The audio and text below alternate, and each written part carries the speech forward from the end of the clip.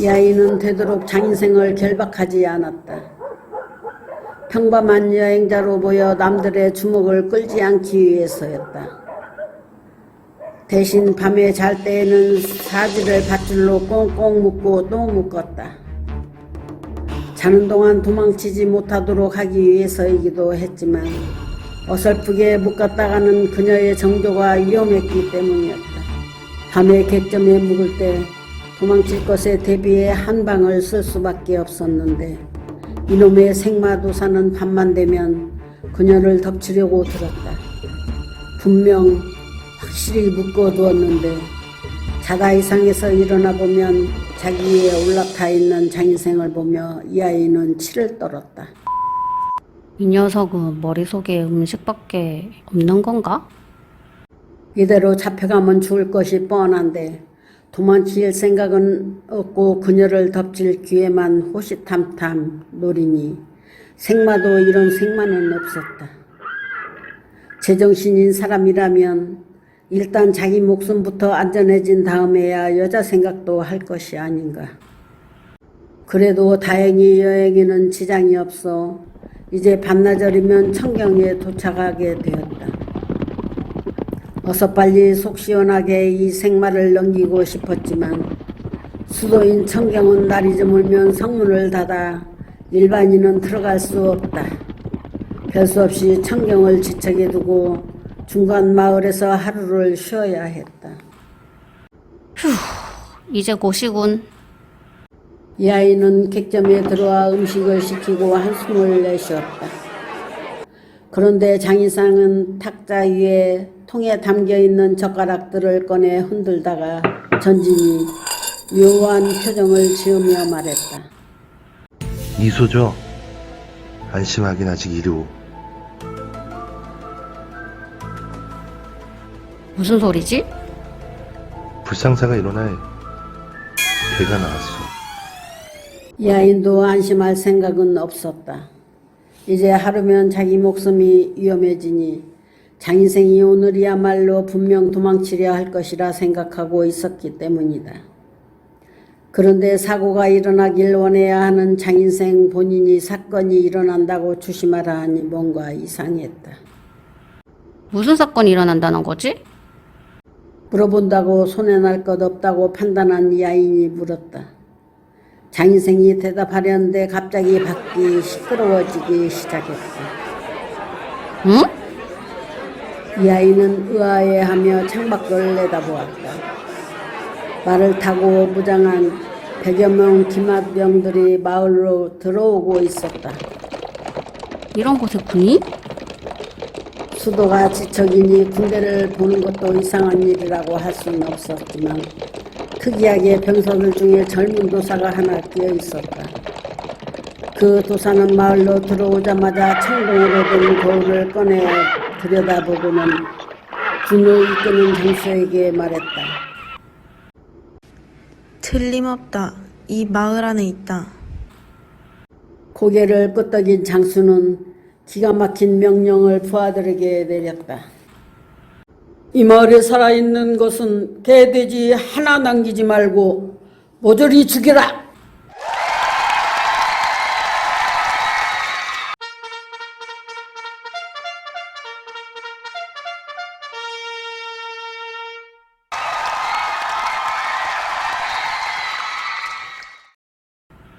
군대를 구경하고 있던 마을 사람들은 영문을 모르고 서 있었다.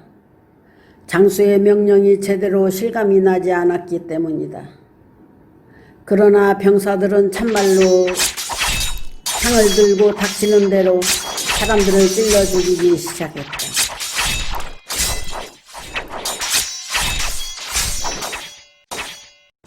비명이 마을을 가득 채우기 시작했다. 내 눈!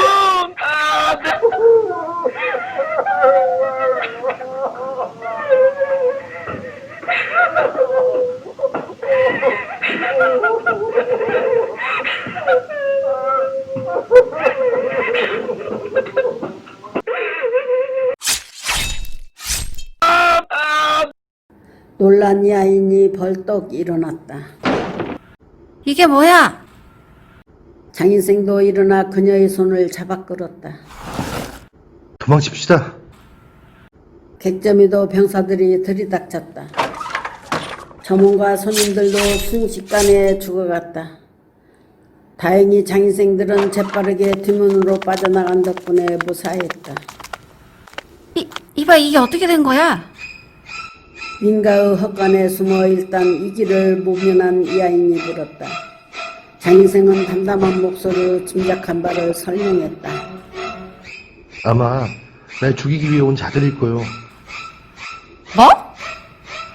그녀로서는 이해할 수 없었다.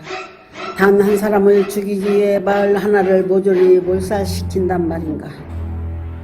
대체 어떤 녀석이? 그야 나에게 100만 양의 현상금을 건 녀석이겠지. 당연하다는 듯이 대답한 장인생은 이하인을 데리고 병사들의 눈을 피해 마을을 빠져나왔다. 나름대로 강호 경험이 있다고 자부하는 이하인이었지만 예상외의 사태에 적응하지 못하고 무작정 장인생의 뒤를 따라갔다. 그러나 막 마을을 빠져나갔다고 생각했을 때 그들의 앞을 가로막는 자가 있었다. 장인생, 병사들 눈은 속일 수 있을지 몰라도 내 눈은 못 속인다. 병사들과 함께 온 젊은 도사였다. 그 도사는 가지고 있던 거울을 꺼내 장인생 얼굴에 비추었다. 얼굴에 반사된 햇빛이 비추자마자 장인생 얼굴에 걸려있던 술법이 풀리며 원래 모습으로 돌아왔다. 자신의 술법이 풀리자 조금 놀란 장인생은 그 도사를 쳐다보았다. 넌 누구냐? 너야 날 모르겠지. 하지만 난 널 잘 안다.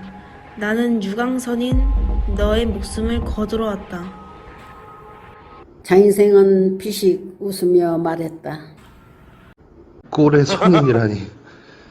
망상이 하늘을 찌르는군. 나의 신묘한 술법을 보고도 웃을 수 있을까? 유광선이는 한 뭉치의 부적을 꺼내 주문을 외우며 뿌렸다. Petrificus totalis. 뿌려진 부적들은 회오리를 일으키는가 싶더니 바람이 하나로 뭉쳐 거대한 곰의 형상을 이루는 것이 아닌가. 유광선이는 광소를 터뜨리며 웃었다. 신수 백호의 이빨에 갈기갈기 찢겨 죽어라.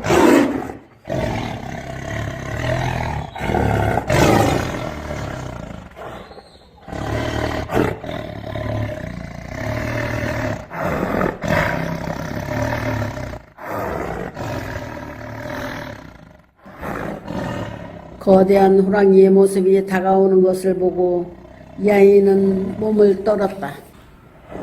말이 호랑이지 눈앞에 이것은 바람이었다. 천지를 찢어 발기는 태풍이 뭉쳐서 태어난 것 같은 마수. 이 눈앞의 괴물은 무공으로 어떻게 해볼 수 있는 존재가 아니었다. 그러나 그녀와는 달리 장인생은 두려워하지 않았다. 그렇다면 나 역시 소환수를 보여주지. 장인생은 유광선인과는 달리 단 한 장의 부적만을 꺼냈다. 유광선이는 비웃었다. 장인생이 꺼낸 부적은 달랑 한 장이고 그것도 대단한 법력이 느껴지지 않았던 것이다. 뭘 하자는 거냐? 이 신수는 무형의 존재이기에 천하제일고수라고 해도 뵐 수 없단 말이다. 반면 신수의 일격은 보범조차도 젓가락 꺾듯 꺾어버린다. 그래서 장인생의 대꾸에 유광선이는 분노를 터뜨렸다. 건방진 백호야, 저 녀석을 박살내버려라. 천지가 떠나갈 듯한 표를 내지르며 백호는 달려들었다. 그 순간 장인생은 부적을 던지며 소리쳤다. 소환 고기. 백호는 훌쩍 뛰어올라 장인생이 소환한 고기 덩어리를 덥석 물었다.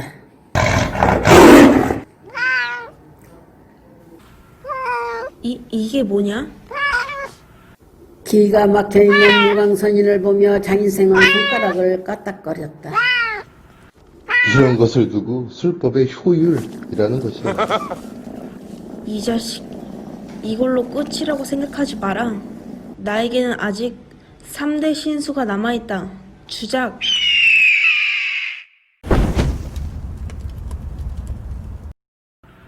불꽃으로 이루어진 거대한 새가 나타났다. 그러나 장인생은 이번에는 활을 소환해 덤벼드는 주작을 쏴 떨어뜨려 버렸다.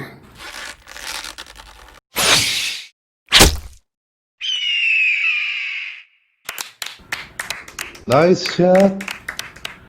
아직 끝이 아니다. 소환 여의주. 여의주? 형태의 폭탄. 청룡은 여의주인 줄 알고 덥석 폭탄을 물었다가 머리가 날아갔다.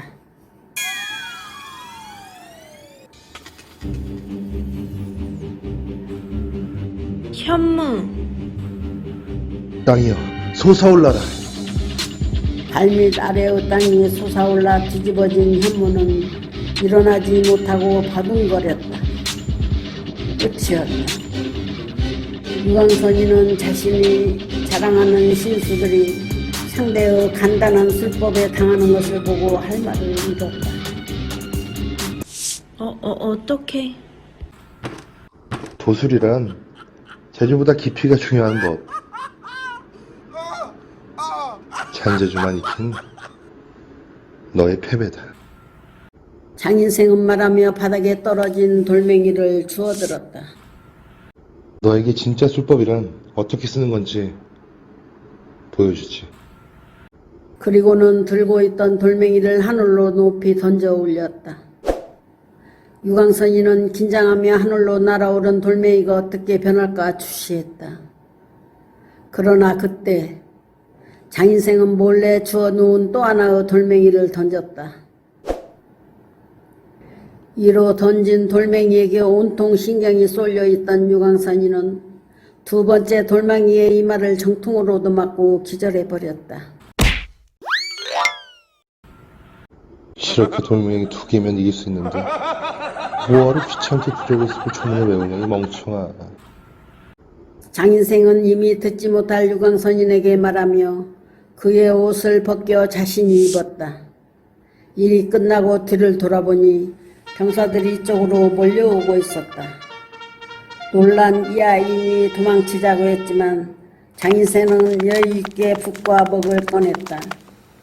그리고 붓에 먹을 찍어 기절한 유광선인의 이마에 자신의 이름 3글자를 썼다. 그러는 동안 병사들이 도착했다. 그들은 원래대로 돌아온 장인생의 얼굴을 알아보고 소리 지르려다가 장인생의 손가락이 가리키는 유광선인 이마의 글자를 쳐다보았다. 장인생? 병사들은 장인생과 기절한 유광선인을 번갈아 쳐다보았다. 장인생은 유광선인 이마의 글자를 하나하나 가리키며 읽었다. 장인생. 병사들은 자신도 모르게 따라 읽었다. 장인생. 장인생은 이번에는 자신을 가리켰다. 그리고 난 유광선인. 병사들은 뭔가 깨달은 표정을 짓더니 소리쳤다. 유광선이님, 장인생을 잡으셨군요. 역시 선생님이십니다. 이 아이는 멍하니 그 장면을 쳐다보고 있었다. 뻔히 눈앞에 보이는 장인생을 유광선인이라 하고 기절한 유광선인을 이마에 장인생이라고 써놨다고 장인생이라고 생각하는 병사들의 모습은 도저히 이해할 수 없었다. 그러나 그것을 이해하려고 하다간 자기 머리가 이상해질 것만 같았다. 바로 옆에 진실을 알고 있는 이하인이 있었지만 장인생은 뻔뻔하게 유광선인 행세를 하며 말했다. 자, 그럼 장인생을 끌고 총경으로 돌아가도록. 그런데 막 달려온 장수가 그 말에 이상해하며 물었다.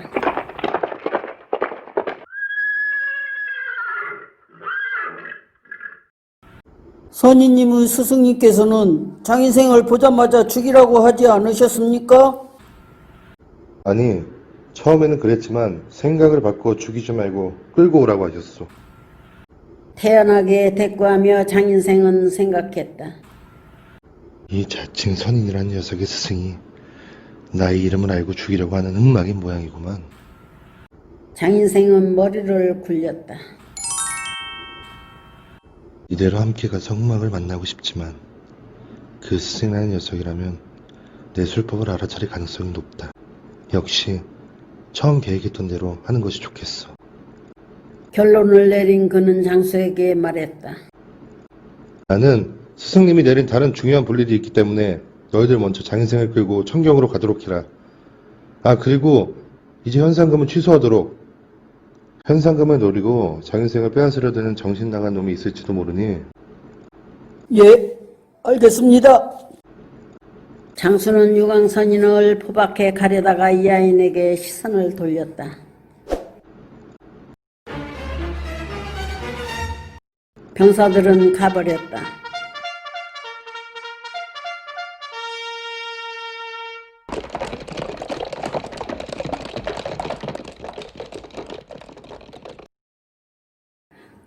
둘만 남자 장인생은 묘한 웃음을 지으며 이하인에게 접근했다.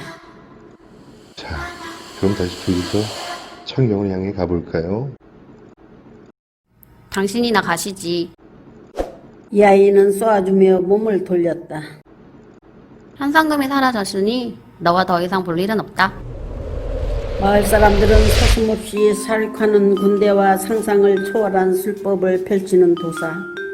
이런 것들과 관계하는 장인생은 그녀가 볼 때 1급 위험인물이었다. 현상금이 없어진 것도 있지만 상대해봤자 자신만 위험하다는 생각이 들었다. 더 이상 너하고 상가하고 싶지 않으니 나중에 만나도 안착하지 마. 말을 마친 이 아이는 사라졌다. 혼자가 된 장인상은 쓴 웃음을 지으며 머리를 긁적였다. 이런. 예상한 바였기는 하지만 미녀와의 헤어짐은 장인생에게 아쉬움으로 다가왔다. 할 수 없지. 청경이 새로운 미녀를 기대할 수밖에. 장인생은 원래 도사복장으로 느긋하게 길을 가 이튿날 청경에 도착했다. 목적지에 도착하자마자 그는 길가에 자리를 펴고 깃발을 걸었다.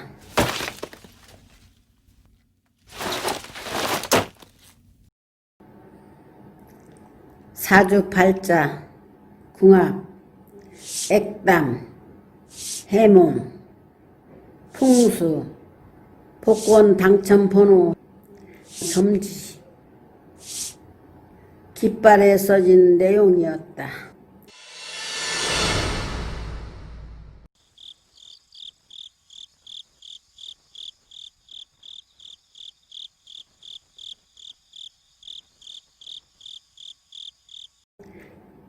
H는 청경 홍등가에서 제법 잘 나가는 기녀다. 타고난 미모와 갈고 닦은 방중술로 수많은 남자들을 사로잡아 그녀를 한번 만나려고 대낮부터 기루 앞을 서성이는 남자가 한둘이 아니라고 한다.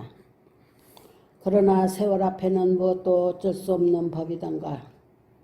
그녀의 나이 24세, 여자로서 그다지 많은 나이라고 할 수 없지만 기녀로서는 슬슬 한물 가기 시작하는 때였다. 그것을 증명하듯 하루로도 빠지지 않고 찾아오던 손님이 얼마 전부터 뜸해지기 시작했다. 나쁜 자식들. 자기와 하룻밤 보내달라고 돈을 싸들고 오던 놈들이 이제는 다른 싱싱한 어린 계집들을 찾기 시작한다. 자기들 나이는 생각 않고 자기 보고만 늙었다니 엔추는 생각만 해도 속이 부글부글 끓어오르는 것 같았다. 나도 이제 끝인가? 13살 기루에 팔려와 심부름을 시작한 것부터 화르게 생활 15년째. 그녀는 나이든 다른 기녀들을 보면서 자신도 슬슬 은퇴할 때가 다가왔다는 것을 느끼고 있었다. 이제 아무도 찾지 않기 전에 평생 날 책임져줄 남자를 잡아야 할 텐데. 그녀는 그런 생각을 하면서 태양이 내리쬐는 한낮의 거리로 나왔다. 밤에 일하고 낮에 자는 생활의 기녀였지만 어젯밤 손님이 없자 그냥 자버려서 낮에 잠이 오지 않았다. 그렇다고 막상 나와보니 특별히 갈 곳도 없었다. 어디로 가지? 햇빛이 비치는 낮의 거리 한가운데서는 그녀는 잠시 그렇게 우두커니 서 있었다. 그를 발견한 것은 바로 그때였다. 거리 한 구석에 자리를 펴고 앉아 점을 치고 있는 도사. 점쟁이를 처음 보는 건 아니었지만 앞으로 인생에 대해 생각하고 있던 그녀는 예전과 다른 느낌으로 다가왔다. 한번 해볼까? 어차피 별로 할 일도 없다. 그녀는 점치는 도사에게 다가가 말을 걸었다. 여기 점 잘 맞나요? 점치는 도사 바로 이 이야기의 주인공인 장인생은 고개를 쳐들고 그녀를 보다가 대답했다. 남자가 필요하지? 정확하다고 할 수 없지만 앵추는 대충 맞다 생각하고 고개를 끄덕였다. 맞아요. 그럼 갈까? 가다니 어디로? 장인생은 대답 대신 턱짓으로 옆에 건물을 가리켰다. 앵춘이 보니 그것은 여관이었다. 어리둥절한 그녀에게 장인생의 설명이 이어졌다. 만족시켜주지 못하면 돈을 받지 않겠네? 기녀와 돈을 받고 자겠다니 하도 어이가 없어 멍하니 있던 앵추는 갑자기 화가 울컥 치밀어 올랐다. 당신 나와 지금 장난해? 장인생은 실망스러운 표정을 지으며 반문했다. 왜? 나로서는 부족해? 부족해. 한참 부족해. 앵추는 화가 나는 김에 하고 싶은 말을 토해냈다. 내가 원하는 남자는 돈 많고 잘생기고 능력 있고 날 평생 책임져줄 남자라고. 치, 역시로군. 장인생은 투덜거리며 나무 막대기를 든 통을 흔들었다. 그러고는 그것을 뚫어져라 쳐다보다가 말했다. 뭐 불가능하지는 않군. 돌파리가 분명하다고 생각하고 그냥 가려고 했던 앵추는 가능하다는 말에 발을 멈췄다. 방금 내가 말한 남자를 얻는 게 가능하단 말인가요? 그래. 희망사항이기는 하지만 솔직히 기대는 안 했다. 그저 돈 많은 늙은이의 첩으로나 들어가면 괜찮을 거라 생각하고 있었다. 그런데 정말 그런 남자에게 시집가는 것이 가능하다면 앵추는 반신반의하면서도 기대하며 장인생을 쳐다보았다. 어떻게 하면 그런 남자 얻을 수 있는지요? 내가 시키는 대로 그대로만 하면 돼. 오늘 밤 9시경에 푸른 비단 옷에 당신이 직접 수놓은 꽃신을 신고 금을 가지고 나오게. 그리고 이곳에서 동쪽으로 오리쯤 가서 강자의 정자로 가게. 그 정자에서 금을 연주하며 연인을 그리는 노래를 부르고 있으라고.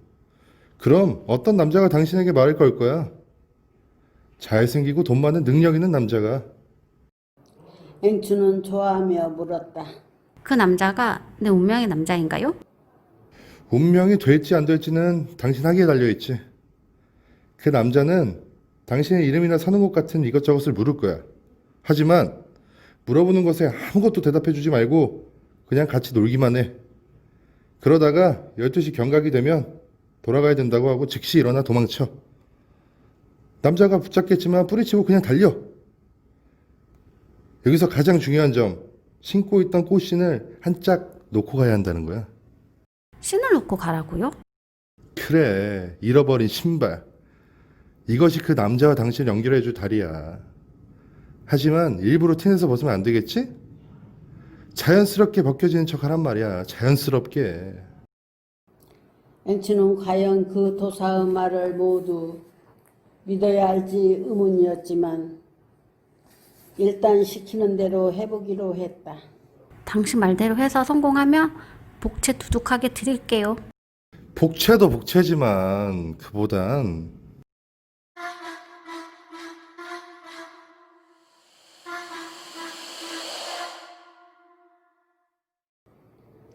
장인생은 말끝을 흐리며 다시 덕짓으로 여관을 가리켰다. 정말 무지 밝히는 인간이라고 생각하며 앵추는 대꾸했다. 얼마든지 원하는 대로 해주지요. 성공만 한다면.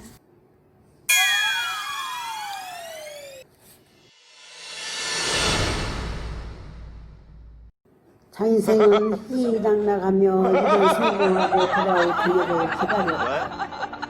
그런데 3일 후 앵춘이 잔뜩 화가 나서 나타났다.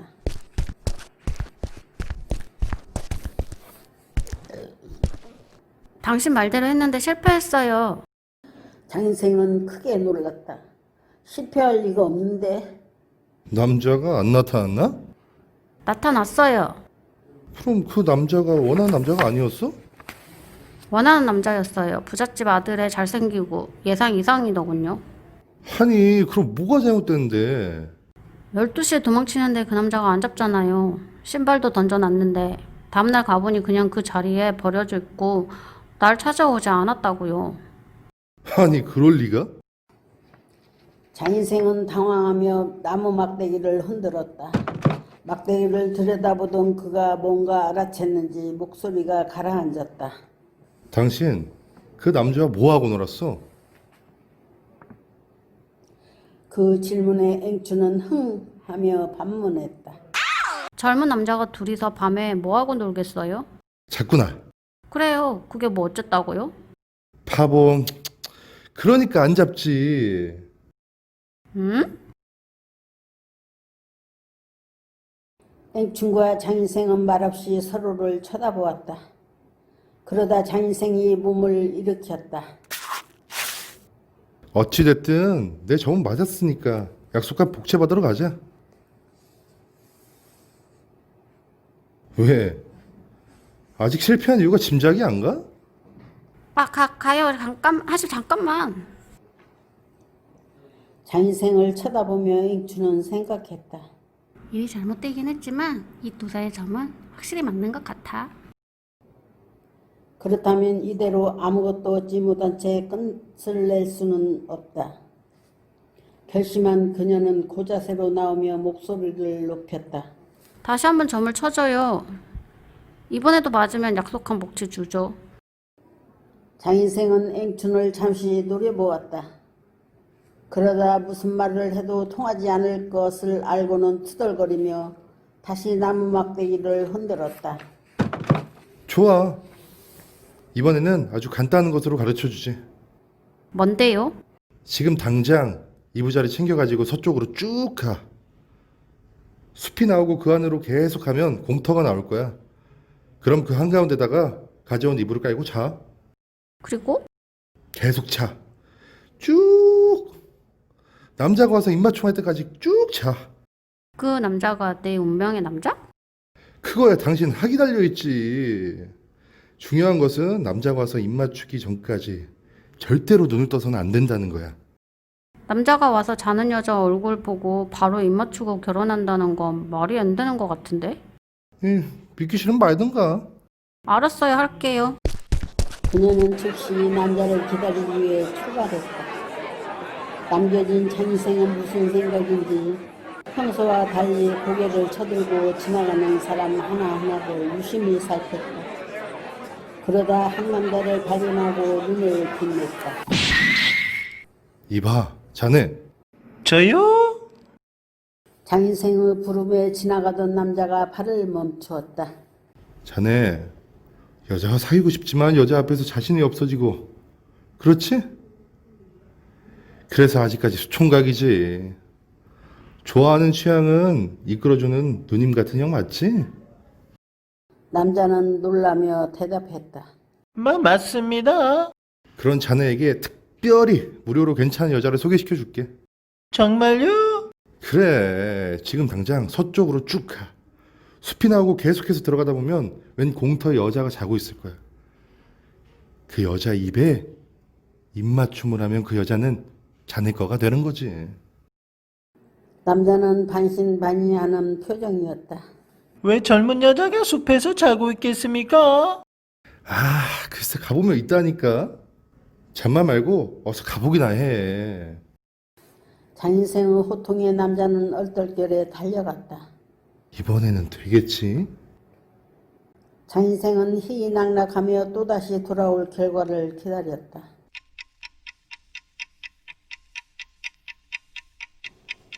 그런데 몇 시간 후 남자가 실망스러운 표정으로 돌아왔다. 이번에는 결과가 예상 바뀌자 장인생은 놀라 물었다. 왜? 여자가 없었어? 있었습니다. 그럼 그 여자가 마음에 안 들었어? 예쁘긴 하더군요. 그런데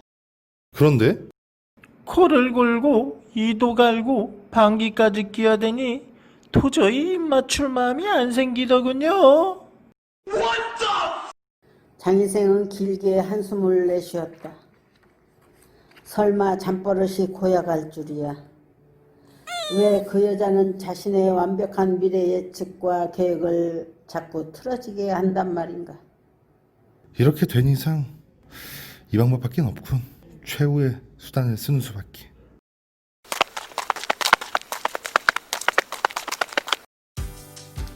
한참 동안 잠을 자던 맹추는 잠에서 깼다. 충분히 잠을 자서 더 이상 잠이 오지 않았다.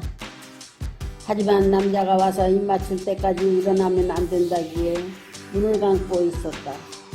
도대체 몇 시간이나 흘렀을까.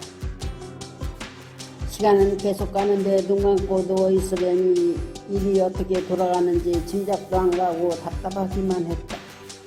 대체 남자는 언제 오는 거야? 그때였다. 누군가 자신이 위에 있는 것이 느껴진다. 숨소리가 점점 가까워지고 입김이 가까이 느껴졌다. 아싸, 드디어 왔구나. 어떤 남자일까?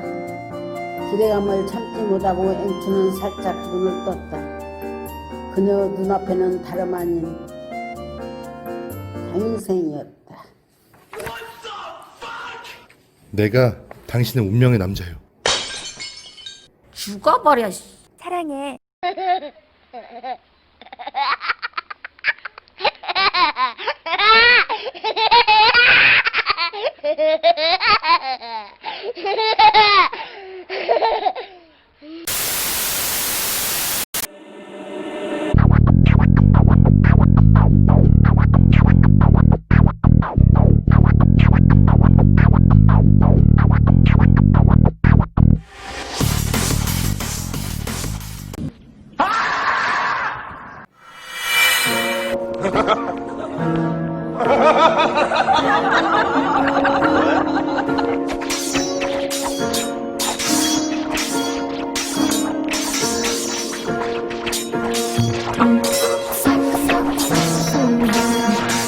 This is Sparta!